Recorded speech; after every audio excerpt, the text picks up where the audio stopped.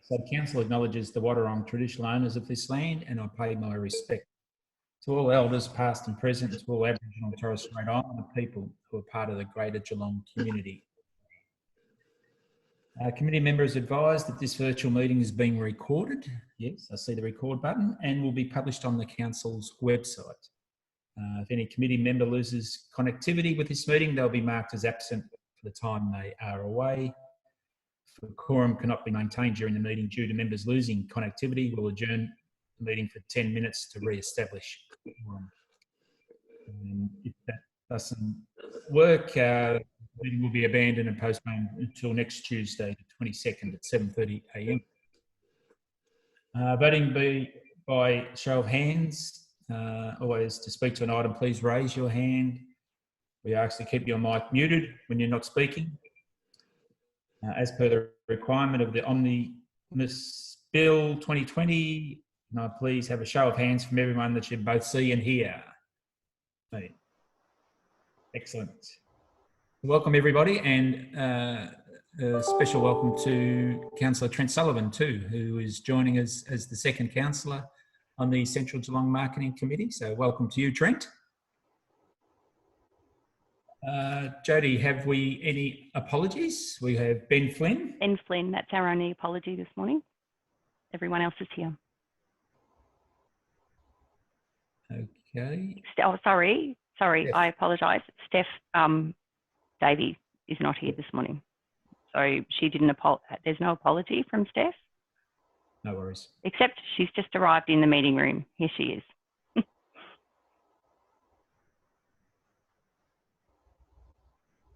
You might be able to see things I can't see, Jody.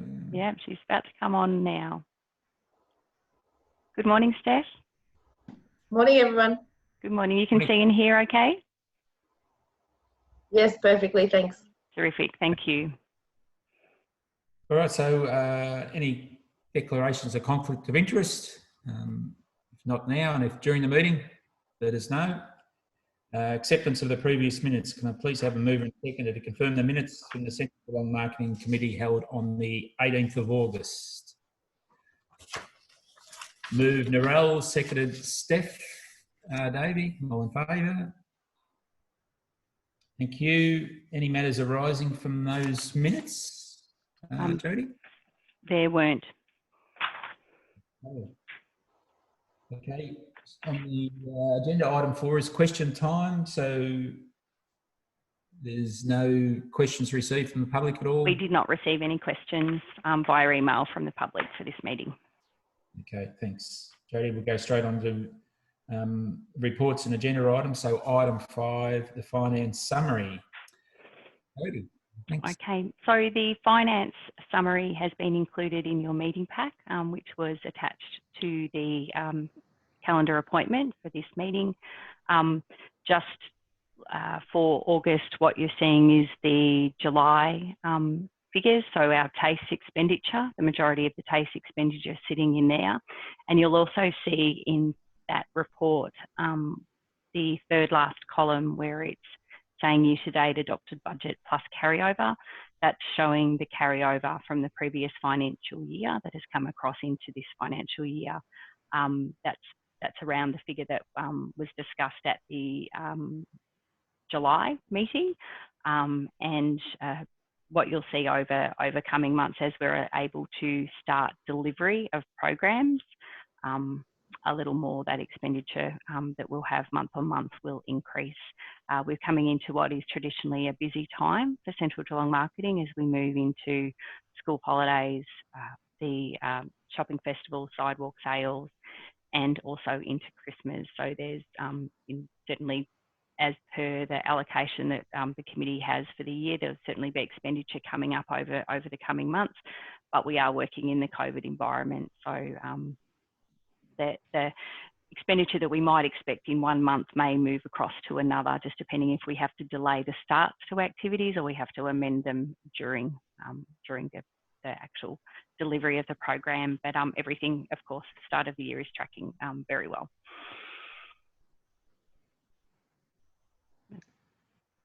Excellent. Anyone got any questions, Jody, on the finance? A lot of people shaking their heads, Jody, so that's a good sign, I think. Okay, we'll move on then. So item 6 is the response and recovery initiatives, COVID. Some of you will have seen, hopefully, the updates to the Central Geelong Marketing website, where we've got the toggle now that's indicating the COVID operating status for that particular business. It's made it easier for us from a reporting perspective to have an indication of the impact on businesses. But we did know that last month, only about 13% of businesses were operating as normal as such, and predominantly they were some medical providers, chemists and phone shops, all seemed to be the ones that were operating really without impact other than hygiene requirements. Almost every other business is limited in its capacity in some way. The challenge, I guess, is that we are moving quickly, potentially through these next stages. So the team is being constantly in communication with businesses, updating the website, forwarding information to our digital marketing officer to try and make sure that we're putting as much as possible onto the socials, as well as adapting all future programs to the step changes. So that can be very fluid, and we had done a Christmas overview based on stages 1 to 4 and had to reassess them last week when it moved to steps 1 to 4. So you'll see that reflected in the information that we're providing to you today. Certainly, the anecdotal feedback is Central Geelong continues to be significantly impacted by COVID, and in a different way to what's happening in the regional and suburban centres. So where there are people living and surrounding the locations, you're getting still Packington Street, High Street, Belmont, Ocean Grove, where there's residents within walking distance, having considerable foot traffic in those streets, even though the businesses are impacted. For Central Geelong, it's very, very different, with the major employers out, with the students out, and then with all the number of businesses that are impacted. So we've got very reduced foot traffic over the city centre, and the businesses are all still operating reduced hours. We're seeing, while it may look busy around Westfield Market Square on street, predominantly what we're hearing is that a lot of workers are parking as close as possible to their workplace, and they're parking on the streets. So it can be hard to get a park sometimes just around that Westfield Market Square area on street, but it's not necessarily reflecting into increased foot traffic within those centres. And both Heidi and Felicity will have some feedback on that as well. But the team's continuing to offer as much support as possible to business operators, looking at opportunities to try and support them wherever possible, and doing a lot of listening to businesses that are in a lot of pain. Yeah. Did you say that 10% operating? 10%? About 13% look like they're operating without significant change to their business. So they've still been able to open, provide their service. It's a small number. The rest are either reduced hours, reduced services, have moved to a complete online delivery. So it really is significant impact. Okay. Anyone got any comments or questions with Jody on that? You go. Morning, everyone. Look, we've got 2 counts. Can you hear me okay? Yep. Sorry, my new headset. We've got 2 councillors here, so I'm going to talk about the P word. I've spoken also to Councillor Harwood, and I'm in and out of my office in Central Geelong, which is in Little Mallop Street above. For those of you who don't know, I'm located right above the Cellar Door Wine Bar, which is no surprise. But look, I'm going to talk about the parking thing briefly. If 13% of the businesses are open and you can't find a park because traders are outside, what's it going to look like when we go to, well, if we go to free parking and workers park outside their work. So you can imagine if we had TAC and WorkSafe and all our workers came back, the car parks are full every day. All the car parks have been full for weeks and weeks. So put in, you know, your Deliveroo and your Uber drivers and all your freight going through our city. So I just want to say I accept, and I'm speaking, I guess, to the councillors, but to the committee as well, I accept that people don't want to pay for parking. I also don't want to pay my car rego. I also don't want to pay my taxes. It's very popular. If we put out a policy not to pay our rates in Geelong, I'm sure it would be popular on social media. The parking thing, I'm going to go back and talk about being clever and creative, which is the motto of our council. A lot of our workers will work from home in the future. It's widely accepted. We're going to need to get workers back in. And I would like to suggest that people, you know, go away and take this on board, that parking will need to have parking fees for workers so they don't take up these spots. But I do think we should have lunchtimes, a 2-hour free happy hour on weekdays, because we're going to need people who are working from home to want to meet up with their friends at lunchtimes back in Geelong. So I'm going to suggest, you know, like I've been talking to councillors where I can about walking and chewing gum at the same time, and we need a hybrid model. Going to free parking in Geelong, go in today. You won't find a park, and that's with 13% of the businesses operating. We will actually drive people out of central Geelong if we go to 100% free parking. A hybrid model would be clever and creative. So I am advocating a happy hour from 12 to 2 on weekdays, which means that you still have to abide by all the regulations, put your rego in. But at the moment, a full open slather parking is going to be grossly detrimental to our city when it reopens in a new post-COVID environment. So putting it out there. Thanks, Hugo. Thanks for your input again. And, you know, I've spoken about this, so you know my thoughts. Yep. We'll keep moving. Jody? Thank you. The item 7, the valuation, the tastes of Central Geelong. Yes, so it's in your meeting pack.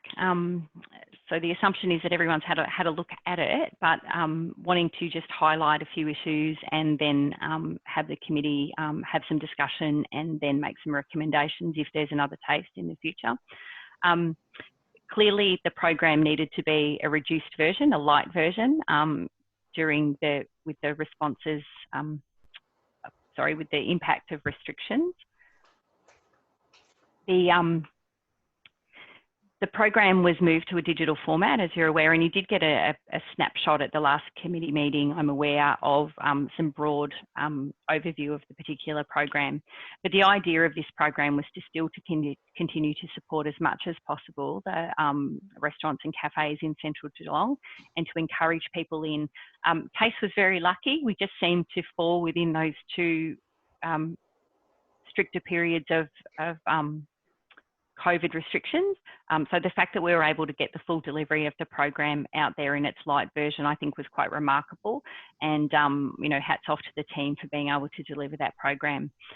What you will see in those key statistics is that the economic benefit is significantly reduced as a result of not being able to bring as many people into the city.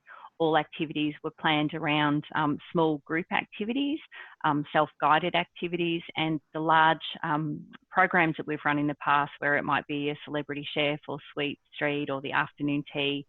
All of those activities were unable to be run because it wouldn't have met the gathering requirements. We had about just over 5,000 participants in the program, and we still got a return of investment for every dollar we spent. $13.47 came back to businesses. That is nowhere near our normal return on investment, but it's certainly still a very decent figure given the circumstances. Rachel, your hand's up. I would have thought down 30%.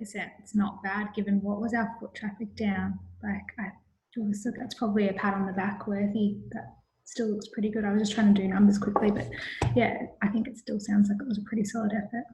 Yeah, thank you. Well done. And I guess the people who were coming in, certainly 61% of people who surveyed came in specifically to participate.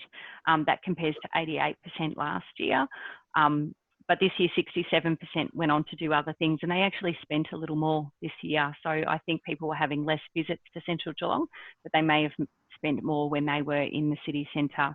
The breakdown is very consistent with, you know, retail and dining are the two areas that people tend to spend on when they come in, but service providers and entertainment were still getting a percentage of that money. What I will highlight is where we're talking about the local and non-local breakdown. More local, we didn't advertise as widely this time. We certainly didn't advertise into to Melbourne and some of those other regional centres as much as we did in the past. And what you'll see there is there's some figures there that are saying that 94%, 94% were from Cardinia. Just those figures are actually incorrect. The original, this document, when it was prepared, it was actually taking where the servers were, not taking where the suburbs of the people. So Nikki's done some quick work, and the breakdown is actually, so it's 84% local, non-local, so that's sort of G21, and then outside the region 8%. But we had 46% from the Cardinia ward, 16% from Windermere, 27% from Brownbill, and 11% from Bellarine. So spread over that, and we provide that figure to demonstrate that just because something happens in Central Geelong doesn't mean it doesn't benefit people who live outside the Central Geelong boundary, that we are providing programs that are providing benefit across the municipality and providing opportunities for people to come into the city centre and experience things that they may not be able to experience in their own suburb. The number of participants, yes, down, but still good given the circumstances we found ourselves in. The number of activities increased simply because so many of our activities we had run in the digital program for the entire duration of the program. So where we might have had activities in the past that just ran for one day, we were working with businesses and they would have an offer or a discount or an activity that people could participate over the entire duration of the program.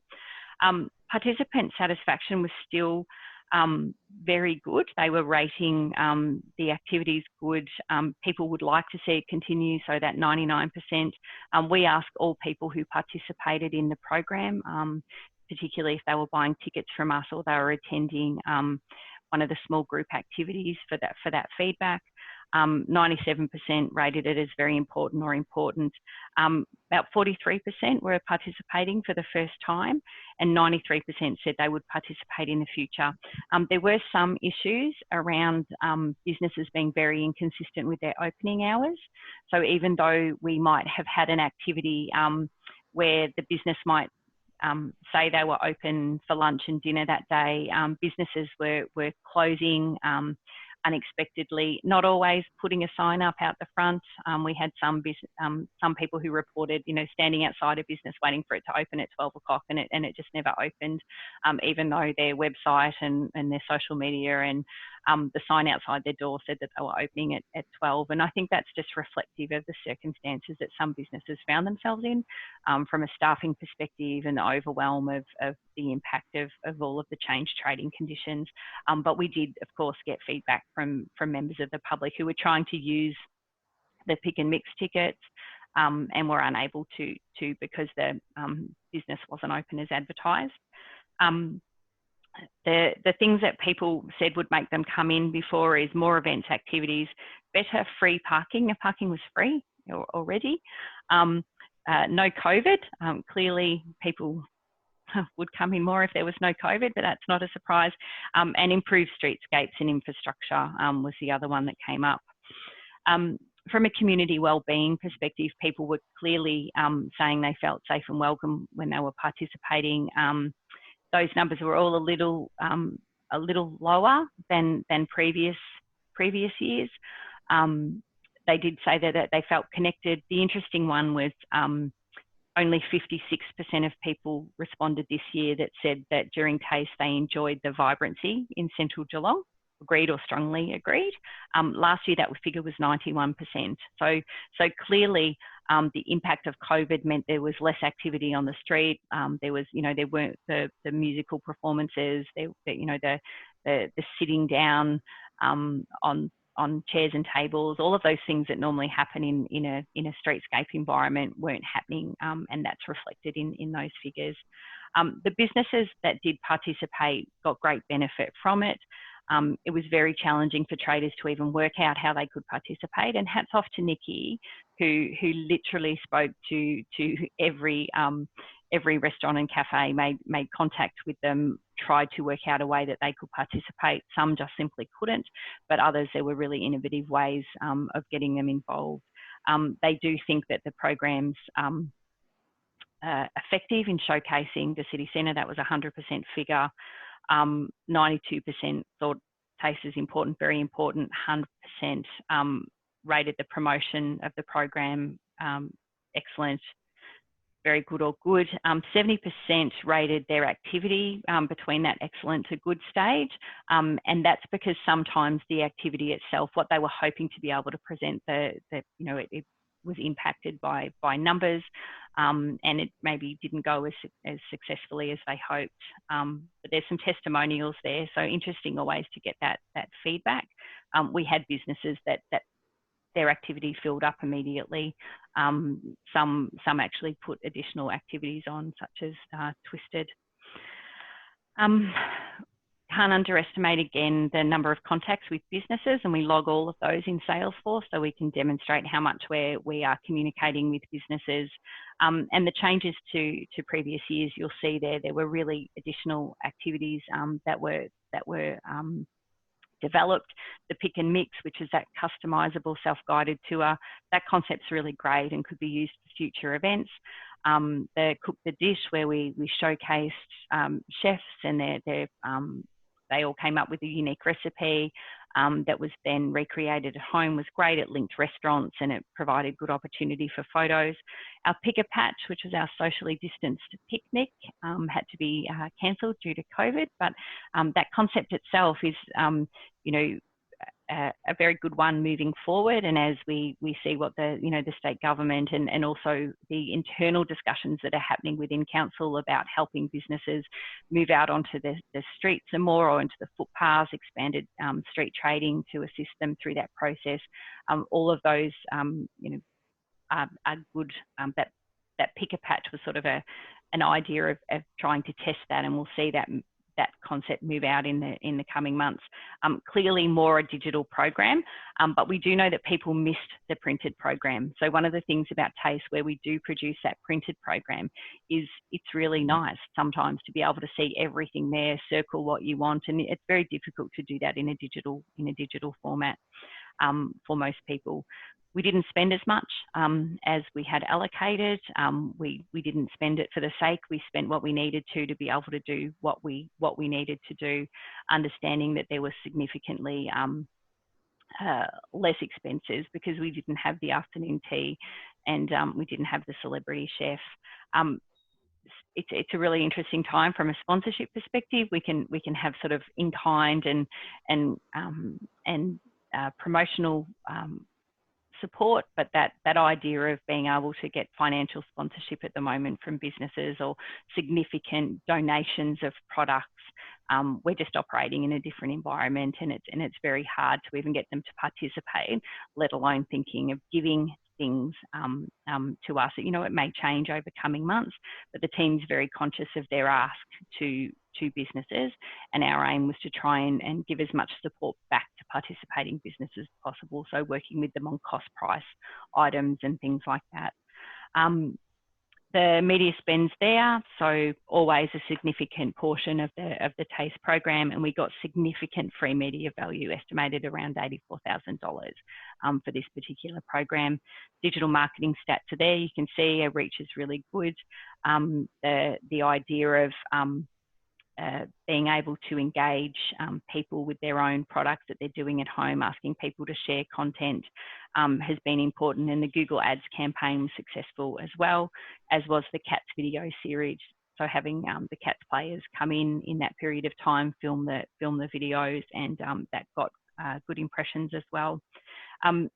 The building the database continues to be a really significant focus for us. So being people opting in to hear from us, being able to increase that subscriber base and communicate directly with people that want to hear about events and activities. So those food competitions do push that number up. I guess it was a significant staffing commitment. So there was a lot of hand holding, a lot of with businesses to try and see what was possible for them during this time, and understanding that they were really operating in such changed circumstances that it was, it was actually overwhelming for many of them to even consider how they could possibly participate in this program. So I really do acknowledge, and I can't stress enough, how challenging it is for team members to be having those discussions, because it is a lot of listening and really hearing about what the huge impact is for these people's livelihoods, and it means so much on the line personally for them as well. So it's a credit to the program and the businesses who were brave enough to get themselves in there. Our suggestions are continue to pick and mix. We're talking about ticketing platforms, but there's a process within council about ticketing at the moment, so there may be other options in the future if required. The platform for Dessert Wars tasting voting is challenging, so hopefully there'll be some changes in there. As I said, continue the cook the dish concept. Consider whether that could take the place of the bake-off in the future, or whether there's a space for both. The printed program was missed, so have that capacity to be able to have limited runs of those printed programs in the places where they need to be. The Celebrity Chef Afternoon Tea does give us great leverage to springboard all of our promotion.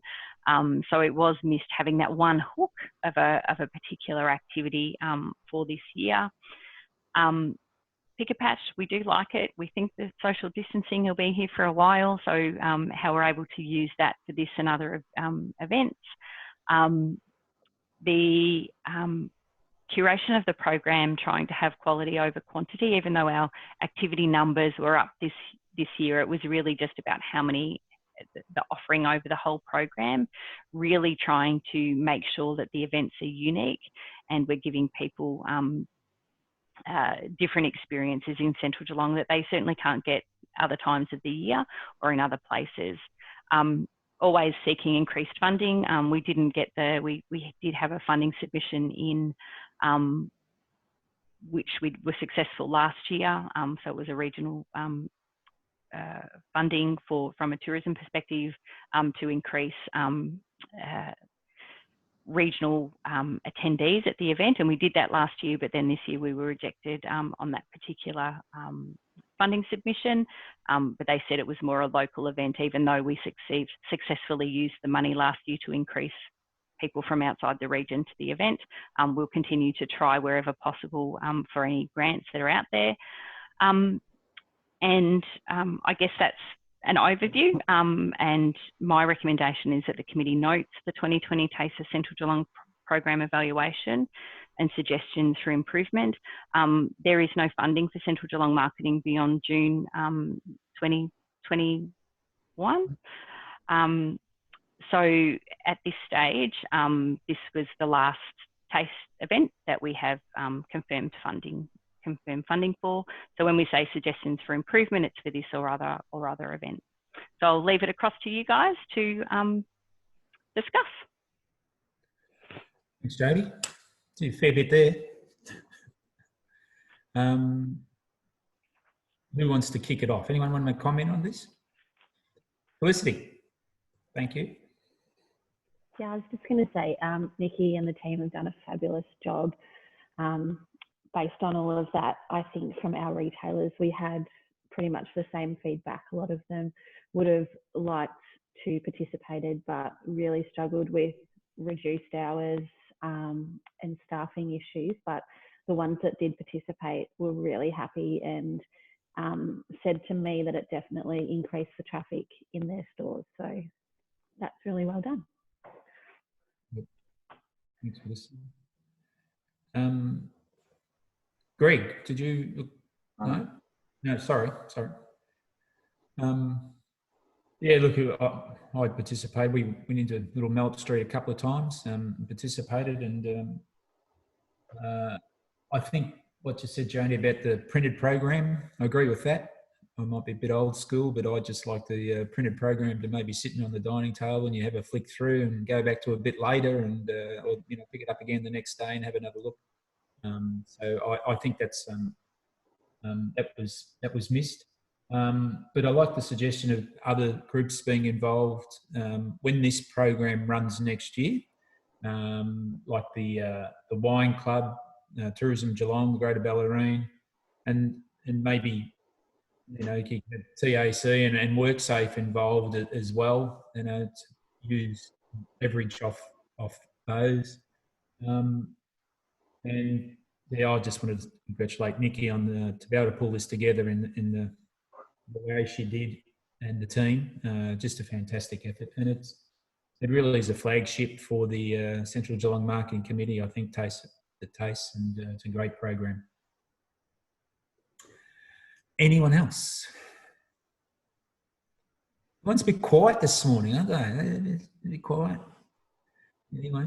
I think, as I said earlier, the numbers really do speak for themselves given the changes. I think I agree, the printed program cannot be underestimated. It's like reading a menu and you're trying to pick what you want for dinner. And I know they get a lot of leverage in the tea rooms at work. So yeah, and I think also just making sure you guys are looking after yourselves, because I think that speaking to all the businesses would be really, really tough. So please don't underestimate that. Good point, Rachel. Yep, well said. All right. Well, I'll need someone to move and seconded the Executive Officer's recommendation that the committee notes the 2020 Taste of Geelong program evaluation and suggestions for improvement. The mover and a seconder for those. Move Bernard and seconded Rachel. All in favour? I think I saw a lot of hands.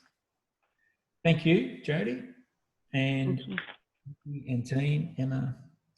The Central Geelong Shopping Festival Sidewalk Sales update. So, Sidewalk Sales, normally a one-off day with on-street trading, considerable numbers that come into the city centre. And we do promote that activity broadly, particularly into that Metro West area and the other regional centres, taking advantage of people having Melbourne Cup Day off. As the committee's discussed in previous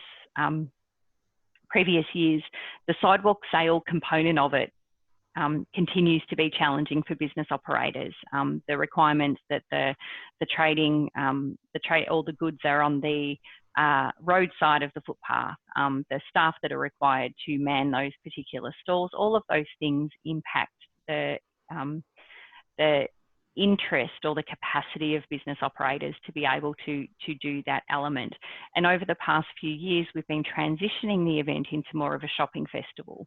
So actually providing more of that shopping focus, as opposed to just the bargain on the street with the sidewalk trading. What it means in a COVID environment will again be challenging for this particular event. So what we've done is to try and come up with a program that we've been able to adapt and can actually move through the different steps. Certainly, if we don't move to people being able to leave home for more than the 4 reasons, then it becomes a complete digital program. The challenge is if we do have that that change in the steps where we can encourage people in, then how do we do it? How do we get longevity from this particular event this year? And what are the things that we can do to help businesses take advantage of it? We're also conscious that we're hearing from businesses that there are concerns around staffing, there are concerns around capacity to get stock as well. So there's really some, you know, a whole range of factors that are at play for this particular event that we'll have to adapt it for. But just to let you understand that this event, since 2002, Central Geelong Marketing took over the coordination from the and promote the event on behalf of the businesses. It happened in an ad hoc manner after it was originally established many moons ago by K-Rock. The event has grown, and in 2019 we saw around just 33,400 people attend the event, with 203 businesses participating in the form guide, but clearly there are more businesses that participate on the day, but we had 203 listed in the form guide, 7 unique elements, and we know the economic benefit of that event was $2.8 million, and 61% of people who were surveyed that day by our survey teams who were out on the street came into Central Geelong specifically to attend the event. It's always interesting when you're gauging numbers of attendees for Sidewalk Sales, because we actually have a lot of workers who don't come in that day, who work in Central Geelong and actually have Melbourne Cup Day off, and they don't come in. And then you have a whole heap of new people who are coming into the city centre on that particular day because they do have Cup Day off, they don't work in the city, and they're able to come in. So there still will be restrictions relating to gathering, movement, hygiene and trade throughout November, and we need to make sure that the activities that we're delivering comply with all of that. The activities we've had in the past, including the event hub with the pop-up shops, the Pamper Marquee, live performances, and Sweet Street are all, and the fashion parade, are all questionable activities in the new environment. So we're coming up with ways that we're able to actually deliver the event.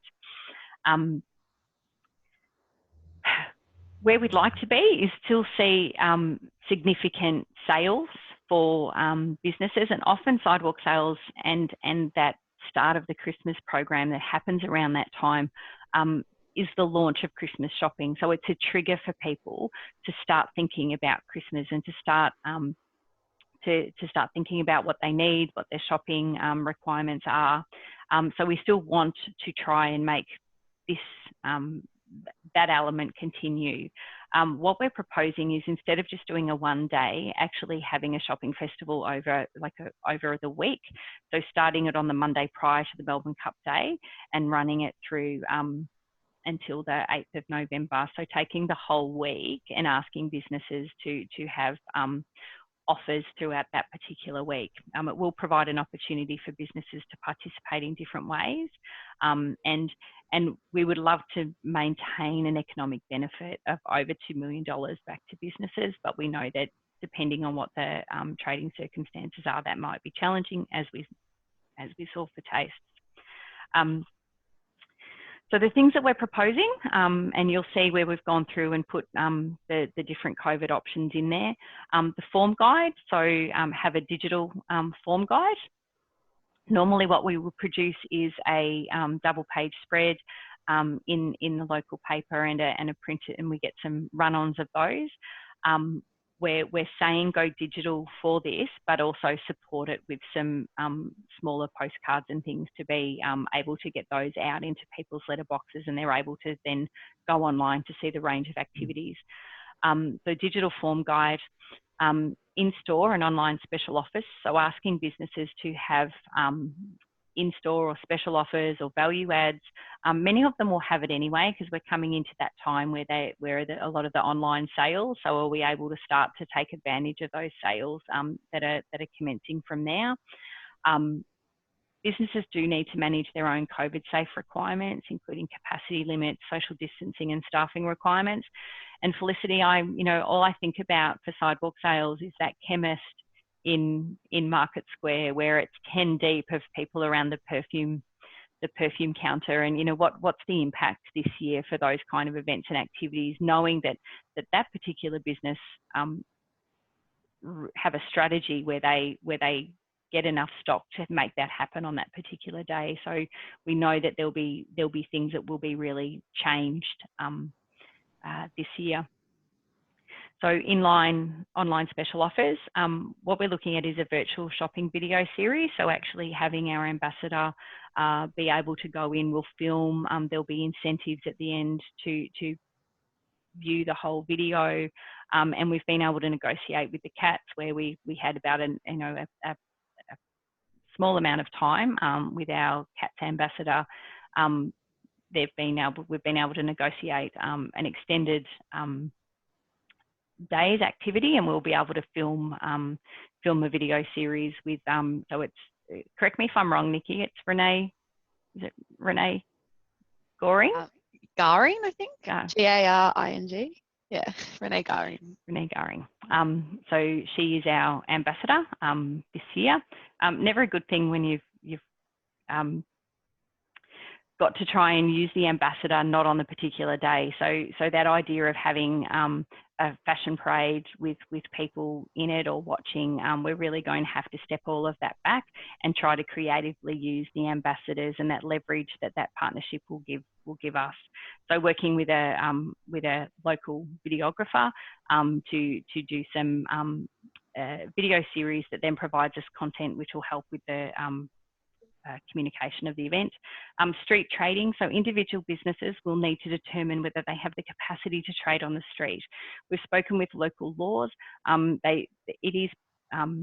The permitting for street trading certainly can happen, and we've seen a lot of what's happening for restaurants and cafes. So hopefully this period of time is where businesses will be spilling out onto footpaths and there's increased dining on the streets.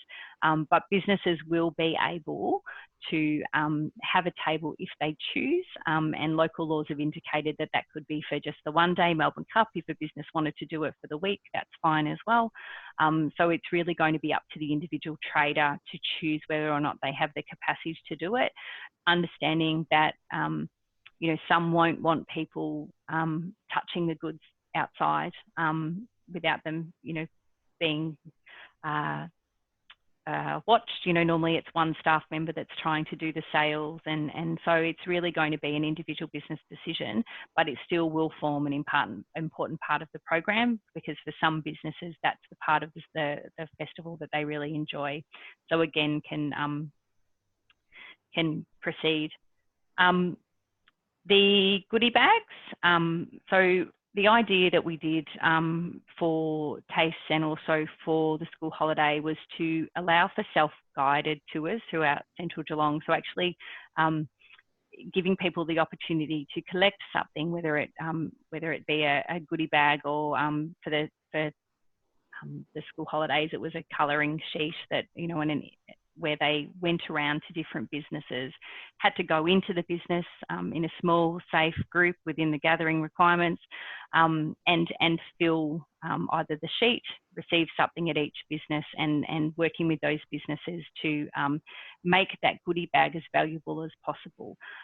So hoping to have a collection point for those that we'd be able to run for the entire week, and people, there's an option of either a paid bag or a free bag, and we'll need to gauge with businesses their level of interest within that. But knowing that we could, it's often better to have people have a little skin in the game. So if they purchase the goodie bag, that money, they get double the value of whatever they're purchasing, and in some respects even more than that. So working with that concept. Sweet Street, so going for the self-guided experience of Sweet Street, similar to the pick and mix concept that we used in TASTE, where people are able to guide themselves throughout the city, working with those particular businesses. And again, that could run over the duration of the week. We're playing with the incentives of being able to try and provide a range of vouchers back to businesses. So instead of giving a cash prize or anything like that, that there's a range of vouchers from businesses that people will be able to win through the week. So whether that's, we're saying a lucky envelope, but that could be people getting the opportunity to go into the draw to win vouchers, come in at different times. If we have the if we're able to be in a shop front, then that would be terrific. Otherwise, there are online and digital versions for that. But it's all about trying to manage the numbers of people at any one time that would be in a queue or would be looking at anything. So they're important factors for us as well. Entertainment, of course, is subject to the COVID requirements, and we'd work with the Place Activation Unit to make sure that there was entertainment throughout the week, and particularly on the Melbourne Cup Day. Ambassador photo shoot, which we always use for our promotional material. The committee has approved the spend and win promotion, and we've got the capacity to either start or end the spend and win draw to coincide with the sidewalk sales, but dependent on the gathering requirements. So at this stage, we're thinking we would most likely launch the spend and win that particular week. It would then run right up until the start of our Christmas activities. So give that sustained focus throughout November, running into December. So actually using the sidewalk sales and the shopping festival as a springboard to increase spending for the month of November, and then having that draw early December. Pedestrian counting and surveying. Often on Sidewalk Sales Day, we have some on-street counters. This year, what we're proposing is not to put those people on the street, but rely on the device counts, because we're not seeing the device counts will actually show us the comparison to the previous Tuesday. And at the moment, we're not having the decrease of workers that are often show in the device counts on Sidewalk Sales Day. So all the workers that don't come in are replaced on Sidewalk Sales Day by the people coming into the city centre. We think this year the device counts will be sufficient to show us the change between the Tuesday prior and the Tuesday prior to that, and then also the Tuesday following, to see whether we've seen a jump over that particular period of time. Surveying, of course, would still happen. So on page 6 of that document, we've really tried to just put it into step 1, step 2, step 3, so you could see what we can deliver and be able to move those activities throughout, depending on what the restrictions are. Of course, all of the consolidated advertising that we do for these campaigns would continue. Significant digital focus, of course. The promotional activities around the participating business flags could go up for the week instead of just the day. It helps people be able to see where there are participating businesses as they look along the street. And of course, event kits, both digital as well as printed if required, would go to the participating businesses. And at the moment, the budget for sidewalk sales is $60,000. You'll see there the breakdown of the different activities that we've proposed to come in just underneath that particular amount. And our recommendation, or my recommendation, is to deliver the Central Geelong Shopping Festival as detailed, accommodating COVID restrictions. And I'll leave it to you guys to have a discussion. Thanks, Jody. Fair bit in that as well. I think, look, everything in this year has been challenging, and certainly this is another one. And I think what the committee has come up with here looks exciting. I know you spoke about adapting and questionable activities that we may not be able to have, but I'm just thinking too, but there'll be no crowds at the races, Cup Day and Oaks Day. So you may get some of that crowd that would normally go to the races, maybe choose to come in and have a look at the sidewalk sales, especially on the Tuesday. But to spread it out over a few days, I think it's a great idea. And hopefully by then, and even by the end of this week, the al fresco dining or the street trading, maybe maybe really closer than what we think, and by November, it could be, you know, really good. So anyway, anyone else got any comment? Hugo. Look, congratulations on the proposal, Jody. I read the pack last night to talk specifically about the sidewalk sales today. Prior to coming on the committee, I thought a lot about the sidewalk sales, and my recommendation, first of all, is that extending the sidewalk sales beyond one day should be a permanent fixture, COVID or no COVID. I think it's fantastic. I think the sidewalk component of the cost of moving your business model onto the street probably could be focused to the one day or less than a whole week. But the idea of having online and the versatility in the proposal is fantastic.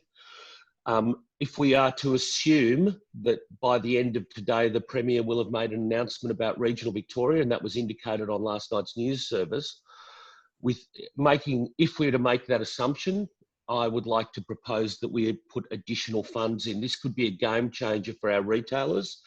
Our hospitality changes were announced 2 nights ago by the Premier, which includes, as you've seen yesterday, a huge amount of funding for liquor licensed, well, significant funding for liquor licensed venues, cafes, restaurants and clubs and function centres. But for our retailers, I think this could be a game changer. So we've got carryover funds from tastes, and the taste, as reported, was delivered, you know, to the highest of standard on the circumstances. Looking into the crystal ball of where Victoria will be, and we do have to make some assumptions, but based on where we're at, I'd like to propose that we put additional funds into the carryover funds into the sidewalk sales to really give it, you know, significant additional boosts in where you guys see fit, whether it's advertising, marketing, whatever resources are needed. I think it's a game changer. You've indicated clearly it's a platform to Christmas sales, and we can your guidelines show that you've got contingencies for all levels of COVID. If there was to be, heaven forbid, a downturn or an upturn in numbers, a downturn in the ability. So I'd like to see us put significant extra funds behind it that were not used in tastes. I'd like to propose that. Open to discussion. Yeah, Rachel. Felicity and Heidi, you might not be able to answer this, but during the stages, I've noticed a lot of the retailers that regularly had 20 and 25% off discounts have stopped that.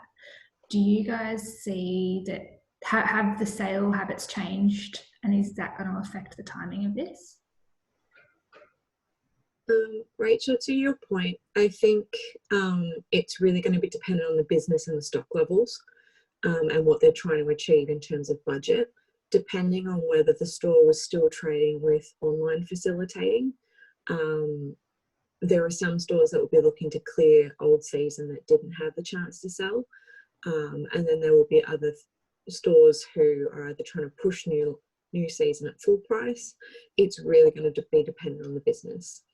I think the other thing to factor in is how much stores will look to use Black Friday to kick off their Christmas spending. And I think probably the biggest question at the moment is when retail will look to officially kick off Christmas. So will it use Black Friday like it has traditionally in the past couple of years? Will it look to try and spread it earlier? The coming months will tell, and I think there's a lot of wait and see. But I think it'll be interesting to see how sidewalk sales could go longer. Like we saw a lot of businesses extend Black Friday to Cyber Monday, Cyber Tuesday, so they look to stretch that. So I think they'd be open to that sort of thing. And also, if we were to do the spend and win, then that final weekend that it could be live would probably coincide with Black Friday. So that could be quite interesting.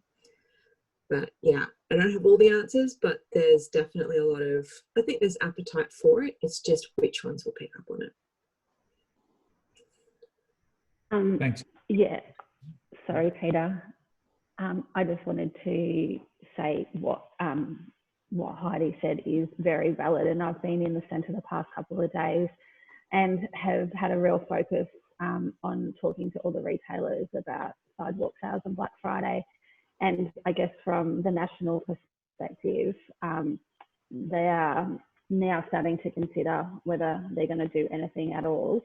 But then a lot of them said to me they would probably do one or the other. So Sidewalk Sales or Black Friday, probably from a stock perspective. And a lot of them showed concern about OH&S for staff because it's very hard to control traffic. And at the moment, with the limits on the people in the shop, we think there will be queues out of the shop into the general mall area. So as a centre, I guess we have to work through issues on crowd control. I did raise the idea with a lot of them of doing it over a period of a couple of days, and they're all supportive of that. But I guess the messaging would just need to be really clear that if you don't come on Tuesday, that there are going to be the opportunities for the sales the other day, because they think everyone will come on Melbourne Cup Day because they'll be scared of missing out on the good sales, and also because that is the day that people generally have off. So they were kind of the issues that were getting raised to me. In terms of stock, they're saying that stock is starting to flow a little bit better now, but it's very hard to know when they put in orders from the wholesalers and things what's going to arrive. So there could still be stock issues as well. But they're all the conversations I had in the past couple of days. I know that's a lot to unpack and a lot of issues around that still, but that's the feedback from the retailers in our centre. Thanks, Felicity.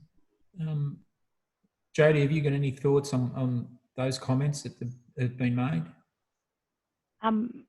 Certainly from an event perspective, having some additional funds to put into some activities would be beneficial. So whether it be, just lots and chairs and tables in different locations to encourage people to sit down a bit more, to be able to use the funds to communicate the week of activity, and maybe then put some additional funds into those incentives for people to be able to come in on different days, so it does spread it over the week. So whether the goodie bags are collected any time between the Monday right through to the following weekend, I think that would be beneficial. We understand the changes with Black Friday and those, we've talked as a committee about the impacts of those particular events, but I think having anything that is going to start to tell people to start shopping is beneficial. And if we can use this as a trigger for people to start thinking about coming back into Central Geelong, that it's safe to come into Central Geelong, that there are still lots of shops in Central Geelong that are open, that have goods and services that aren't easily replicated in other activity centres. I think that that's important, and use that as a springboard. And then, if you look at it like that, we've got, this week, starting that activity, then you've got Black Friday, we've got the Spend and Win running through the duration of it, and then into Christmas. So it actually gives a really sustained focus on Central Geelong, really commencing from the start of the promotion of Sidewalk Sales, which would happen from sort of mid-October. All right, anyone else got any comment at all? Peter, just sorry, thinking help me out here. Here you go, is it? Yeah. Sorry, help me out. Anyone jump in here? Jodie, I think what's been said is really clear. I'd like us to spend the additional carryover money on giving you the extra resources to promote the stretching out of the event, which would help with stock levels, which would help with staffing, which would help with social distancing and hygiene. So to me, it's absolutely clear that stretching the event would help alleviate some of those concerns.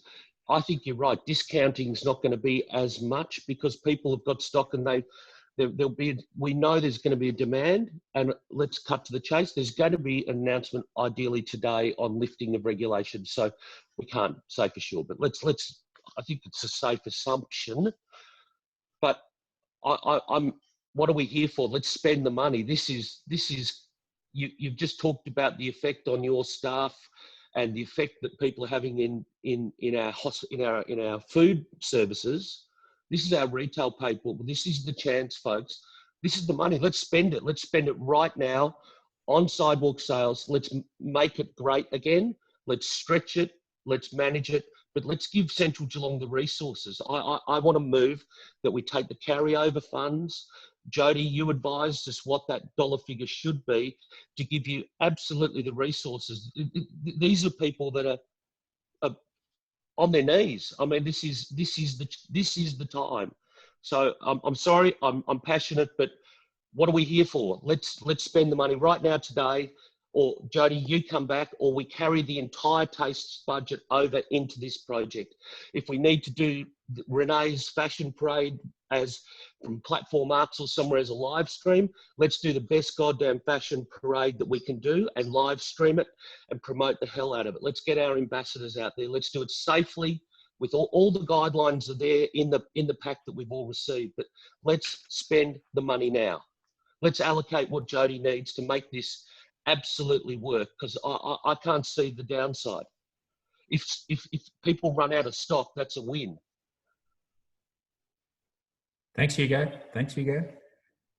Jody, have you looked at what extra funding may do?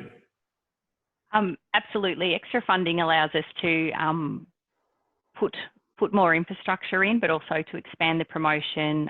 It allows us to do better content, and it will let us probably provide greater sort of cost recovery back to businesses for some of those things like goodie bags, and they will be a significant incentive for people to come in throughout the week, and having them spread out over the week will encourage people more broadly. I think, you know, Nikki's not on screen, but I'm pretty sure she'd be.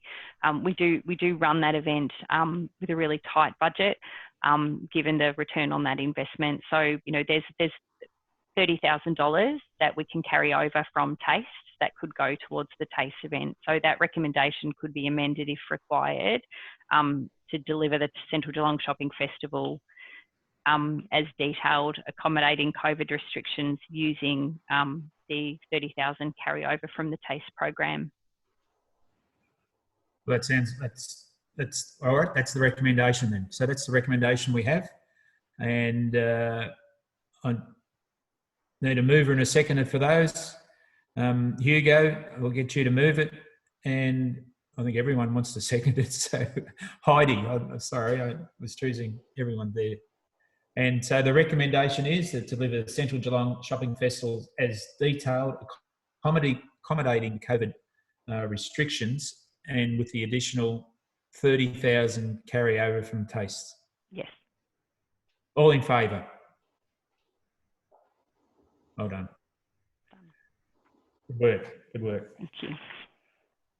And just further to that, I know there's we've got a briefing tonight at council, and then at our last council meeting next Tuesday night, and I anticipate discussions around this sort of thing tonight because of what the state government announcements may be this afternoon. So it might be incorporated in that as well. So watch this space, I think. Christmas in Central Geelong. I don't know. Christmas. Merry Christmas. Again, Christmas impacted by COVID.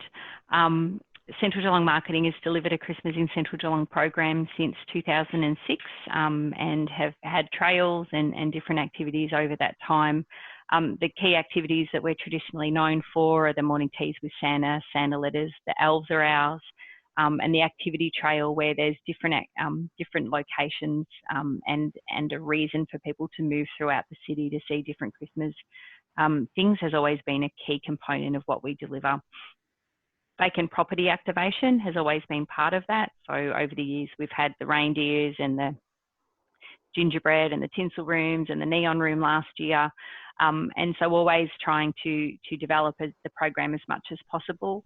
In past years, we've had the giant 3D artwork, we've had the augmented reality feature, which, we were the, first significant augmented reality delivered by within the city of Greater Geelong. So really great activities that provided multiple reasons for people to come into Central Geelong in the lead up to Christmas, with the ultimate aim of them spending more while they're here to benefit businesses. We know that the program not only provides economic benefit, but it also provides considerable community and social benefit to participants, and that the Christmas activities are very well received from that perspective. So last year we had the activity trail, the neon room and elf base. We had a pop-up live Christmas tree forest in a vacant property as well. We had the augmented reality, the giant 3D wall art, meter and bin decorations, which we do concurrently with the City of Greater Geelong, our Christmas posters, and Christmas entertainment, as well as the morning teas at the carousel. And we do assist Santa with the Santa letters back to thousands of children throughout the municipality. Over the past years, some large events such as the My Christmas Windows. So we were the we were the funder of the My Christmas Windows in conjunction with Westfield, working with Maya. Maya made the decision to cease the windows last year and not deliver those. So there was a considerable impact of that, the number of people that would see the windows removed from the budget, from the estimates of numbers. The other part is last year, you might remember the night of the Christmas tree launch. So there was significant thunder and hail and rain. So some of those activities where we normally got a boost of additional people in the city centre were impacted by the not having the launch event, not having the My Christmas Windows. But last year we had about 41,000 people participate in our activities, and there was a total economic output of about $2.48 million. 71% of people that came into Central Geelong to participate in one of the CGM delivered Christmas activities then went on to spend. And the quality of the experience always rates highly, as does the importance of the Christmas program to the people, to the participants of the program. We don't just ask participants, we also put these surveys at the end of the program out via our social media, so anyone has the capacity to be able to provide that feedback. 93% of businesses last year rated the program as very important to Central Geelong, and they think that Central Geelong marketing should deliver a program leading up to Christmas, encouraging people in. Clearly the pandemic will have an impact with the restrictions with gathering, movement, hygiene and trade, and we expect that they will continue in some form in the lead up to Christmas. The idea is that we focus on activities that can deliver those small group or family groups, so they can move around, and activities that allow people to maintain that social distance. The key is to encourage spending and support for Central Geelong businesses, but both in person and online. So making sure that there is going to be a particular, there will always be an element of concern. So some people won't come into a city centre if they're compromised or they don't want to be in crowds, but making sure that there's still online options, and that we're communicating out as much as possible about the online options as well in the lead up to Christmas. We still want to see Christmas be, this program be an important driver for people into Central Geelong, and we want to be able to link the program so that businesses are aware of why we do it and the benefit that it brings back to their business as a result of that. There's a broader discussion happening within council about the delivery of the floating Christmas tree and the projections and all of those, and there's certainly discussion about how the regional centres and the neighbourhood centres also participating in Christmas, and I continue to be a part of council's project control group so that the programs that we're running are interrelated. We have always worked closely with the City of Greater Geelong to align the communications of our Christmas program because it gave bigger bang for buck. So it actually meant that we were able to have the floating Christmas tree and have the projections form key locations on the trail, but then move people through those larger activities into the 3D artwork or the augmented reality or the morning tea. So actually providing a range of reasons, but making it look like a really coordinated program. So the things, again, we've gone through and put it for each steps of the restrictions. So the elements that we believe that we can deliver safely this year, the meter bin pavement stickers, so that's bringing the Christmas decorations down to eye level. Sometimes the feedback that the city will receive is that, you know, there aren't enough Christmas decorations. There's not enough poles sometimes to put them on, or the poles are compromised. But we've found over the years that the stickers that are on the bins and the parking meters bring that decoration down and actually allow us to distribute the at eye level decoration right throughout central Geelong. And that's always been well received by the business operators. Again, step 3 and 4 proceed as normal. I would question the benefit of putting a sticker on a parking meter if we were in step 2, where people can only come out for essential goods and services.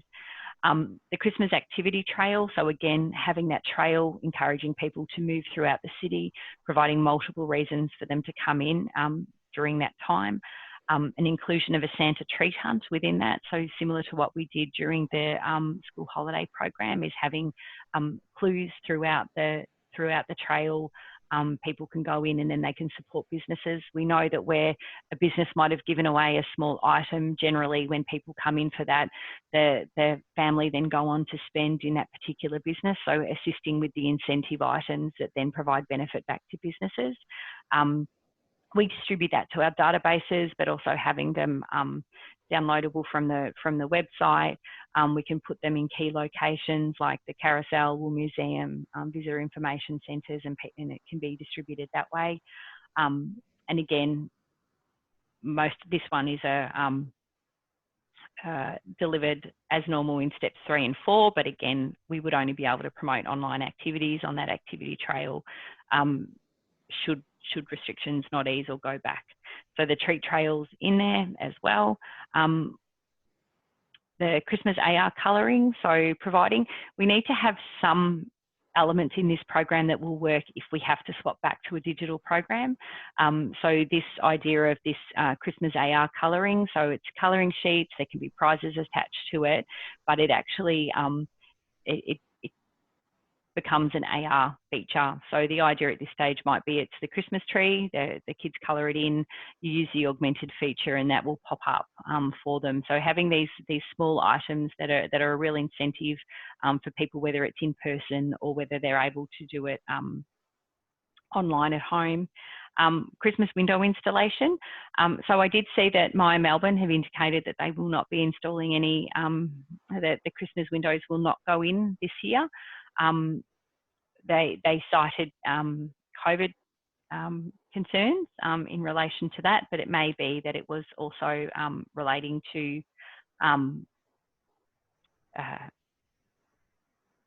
financial impact of the windows and the amount of money that it actually takes to put the windows in. We've found some window pods.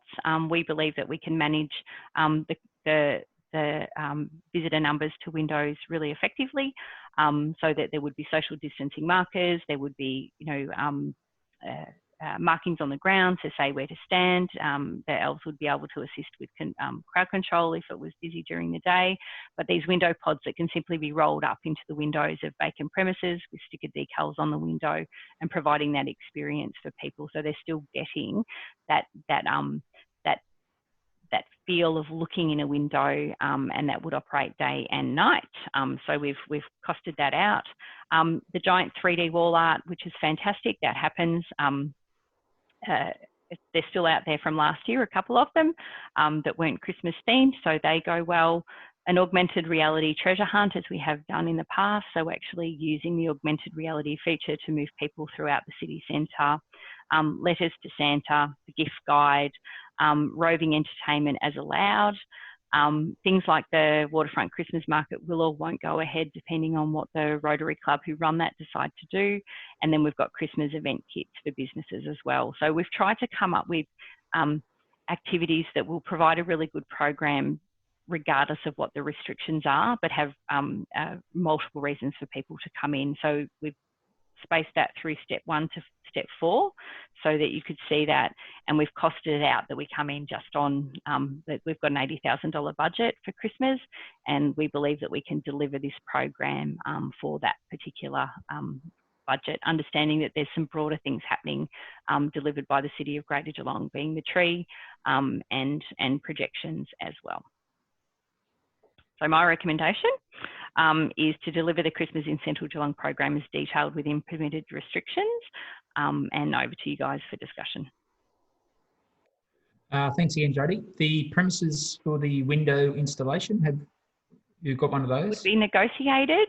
In the past, we've used the there's a vacant premise in Little Mallup Central that's ideal for that, but it would depend on approval from the property owner for that. But that would be the preferred location.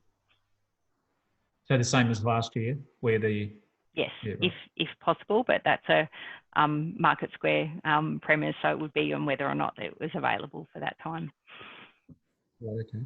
Any other comments? Sorry, I hadn't come back to Emma, but the premise is available. Okay, great. Thanks, Felicity. There we go. That was easy. Tick. Anyone else? Jodie, I know you said the floating Christmas tree was still in negotiations. If it was to go ahead, would you still do an official lighting, or what are the ideas on that one? Well, that'll be determined by the city, but I wouldn't imagine that there'll be any lighting event. There won't be. That'll all come to pass in the next few weeks, I imagine. But we know that we can get 10 to 15,000 people. I can't imagine anyone. I look at the football crowds and think, my God, imagine being in a big group like that. So I think at this stage we can expect the tree will be installed as per Council's media release from the other week, and then any activities around it will be subject to what restrictions allow. Maybe it's a moment for live streaming or some content that we can get them to watch. Yes. At their leisure. So yes. Cool. Thank you.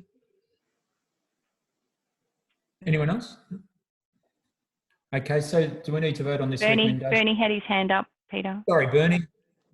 Great program. I think it's a good step forward. So just need to be out there. I think it ties in pretty well with the previous program as well. So yeah, it gives you a bit of momentum to work with.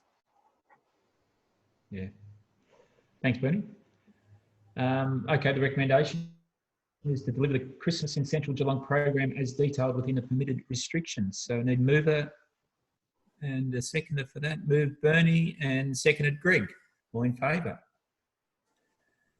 Okay, I'm just mindful of the time, Jodie. Yep, my report's in the meeting pack, so you can read that.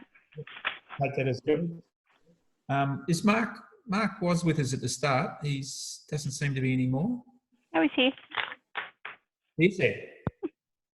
Quiet as a church mouse, Chair. Okay, the Central Geelong Task Force process, Mark, and you've got a couple of minutes. Okay, thank you.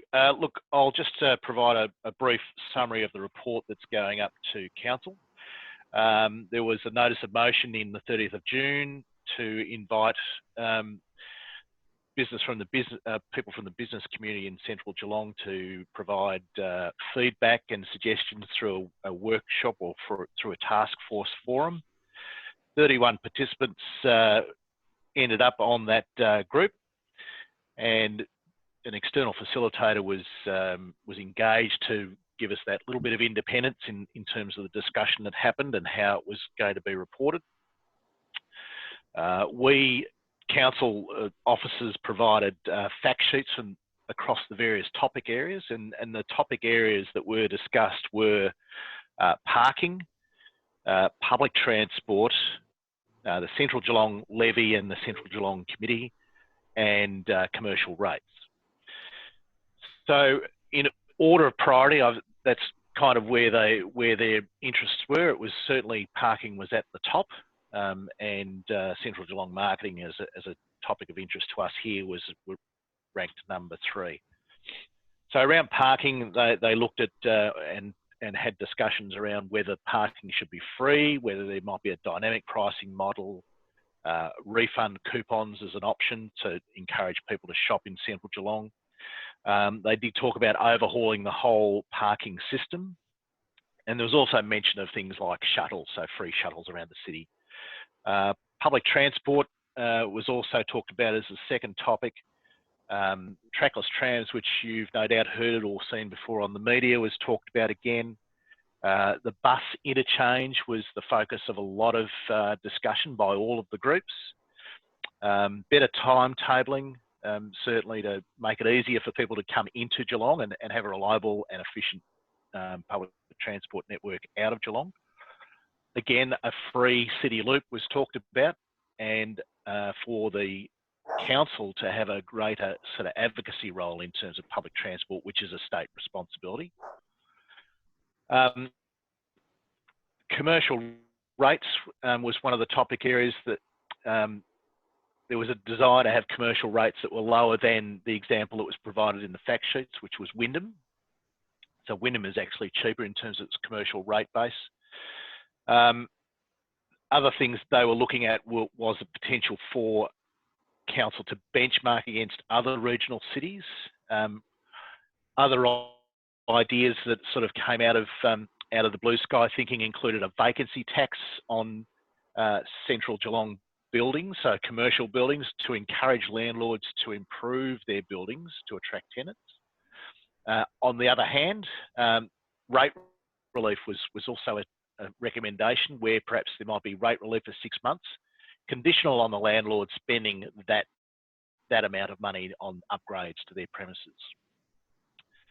They're also suggesting that perhaps a referendum on or an audit on council services be undertaken so that you can determine where the dollars should be spent.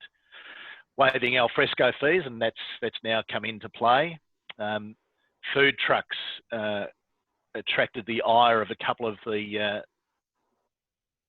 participants as well, saying well, really food trucks have probably had their day. There was also some discussion around the current hardship policy and programs being delivered by council, and they were very supportive of those. And would like to see that continue or suspending the rates even until the pandemic is over. The Central Geelong Committee topic again engendered a fair bit of discussion.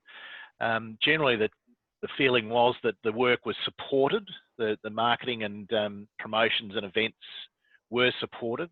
However, the overwhelming feeling was that it should be funded either by COG or state government tourism initiatives, and that removing the levy that's currently applied would help businesses with their bottom line at the moment during pandemic phase and also in the recovery phase.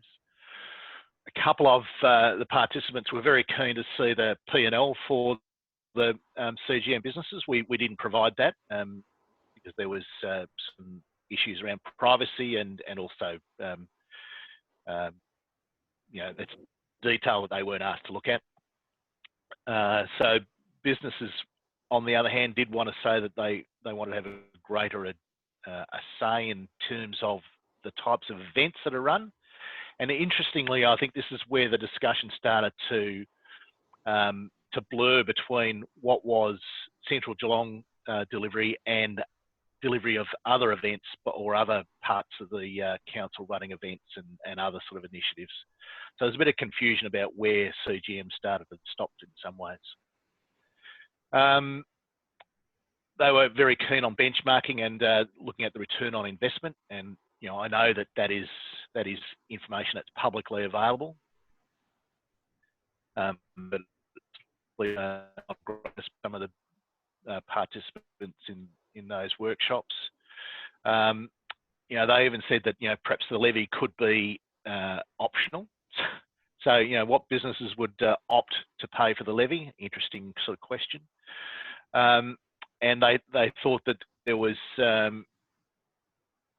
there was some benefits in increasing the contemporary promotion through social media strategies, and again, talk about food trucks, and one option or one item that was suggested was actually tendering out the Central Geelong activities altogether.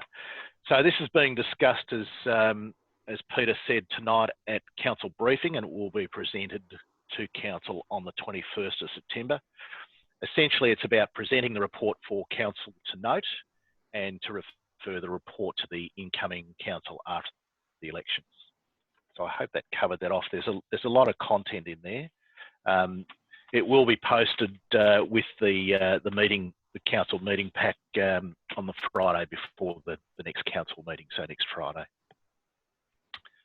Thank you, Peter. Thanks, Mark. Thank you. Anyone got any questions for Mark on that? No? Okay. We'll keep moving on. Well, it's nearly 9 o'clock, actually. So, Executive Officer Month Overview, read that. So I might just quickly go around the screen. Or perhaps if you've got anything to contribute, put your hand up and I'll go there instead of going around everyone. Well, we're happy to do that. I thought 9 o'clock might have been the limit, that's all. Greg, you got anything? No, just treading water, waiting. Yeah, I don't know, until people can start coming to visit again, it's pretty hard to see the accommodation sector going anywhere soon. Yep. Bernard. We're closed at the moment, just waiting. New South Wales, Queensland, Tassie all going well. Victoria not so well. So there you go. Yeah. Steph Reynolds. Nothing more to report this month, so we're going along nicely at the Donor Centre. Thanks, Steph. Felicity, any? No, nothing else to add. I guess we're still waiting for the easing of restrictions, so hopefully the health and beauty services can operate again and the hospitality back again. So just waiting on more announcements. Yeah, sure. Rachel? Just still kind of continuing with the COVID normal as it's becoming. Our GMHB care branch or practices have got stock take sales happening and continuing our telehealth and our pivot to the healthier at home support for members. So we've started phase 2 of our care coordination services, which is actually calling all our more vulnerable members and just checking in on them and seeing what support we can offer. So yeah, wait and see what the restrictions bring in the coming weeks. Thanks, Rachel. Heidi? Had a few more stores reopen this week who had the option to reopen. So there's some cautious confidence coming back, but one day at a time. Yeah, sure is. Narelle, how are you? Good. I just think I just wanted to say that we're starting to develop our marketing initiatives around the greater than short break promotion that we'll go out with when the time is right, obviously. So we're just starting to work on videos and imagery and just working on media initiatives and things like that. I think when restrictions open, open up for regional as opposed to Melbourne even, I think we were talking in a meeting the other day that region to region will be definitely important for Central Geelong. I think some of these regional cities and places consider Geelong to be their big city to come to. So I think that from that perspective, I think that people will come to Central Geelong even when regions open up. As Greg said, our tourism and hospitality businesses are just eagerly awaiting opening up and things to ease for them. So yeah, that's just, and I just see Rome starting to be promoted through Metro channels. So that's good to see that they're starting to go out with pitching that. Excellent. Amber? Yeah, we're just chugging along at Platform Arts, just waiting to be able to kind of start doing things again. But we are announcing our creative development recipients in the next week. So 5 lucky local artists are getting a residency and $5,000. So that should be pretty exciting. So keep your eye out for that. Excellent. Lucy? Our Werribee campus is still closed. We had a virtual open day last Wednesday, which was very low in numbers. However, applications are up about 30% this time last year. So some positives, but just going, it's the new norm, I suppose. Sure is. Steph Davey. It's business as usual at the moment, managing some tenants both here in Geelong and in Melbourne who are still obviously struggling with the restrictions, and just how we can further help them sort of to the end of the year and early into 2021 when hopefully things start returning back to normal for the Melbourne guys. But other than that, just business as usual. Thanks, Steph. And Hugo. Hate to end on a low. So for us, we've been trying to do grant writing. We've written a lot of grants and been unsuccessful in all of them. The announcement of liquor licensing support funding from the state government last night excludes those of us on temporary renewable licenses. So that basically is every event, means that they probably won't fall in that. I'm writing to the minister today. For my business, we've launched a GoFundMe campaign. We've raised half the money we need to hibernate. Most of the discounted extensions are running out that people were giving you COVID support. So everything from our web hosting platforms to some of our digital platforms, they now want full money.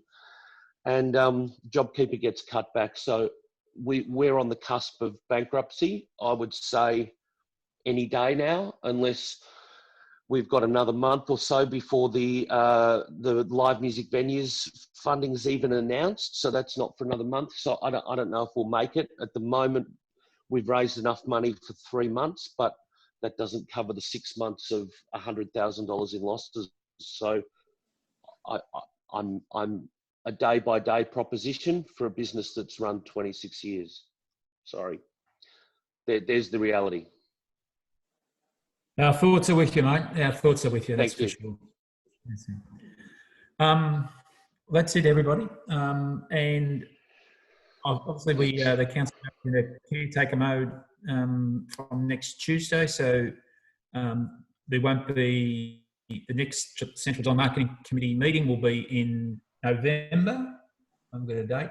Anyway, November, so there's not one in October.